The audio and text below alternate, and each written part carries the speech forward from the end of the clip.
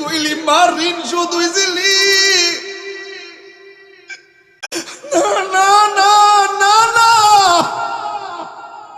শতবার যদি মার তুই কান্দে লইয়া হজ করস, তুই কি জানোস না টাকা দিয়া খরচ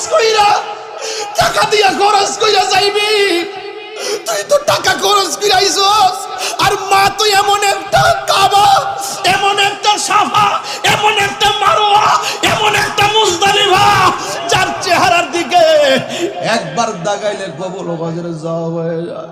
মায়ের দুধটারে আমার আল্লাহ এমন ভাবে বানাইছে, কিসের গরম কিসের শীত, দুধটা না গরম না ঠান্ডা। তুমি মনে করছো মারে 1 কেজি দুধ দিয়া মার ঋণ শোধ করে ফেলাইছো? তুমি মনে করছো মারে 1 কেজি আঙ্গুর ফল কিনা দিয়া মহাভারত শুদ্ধ করে ফেলাইছো?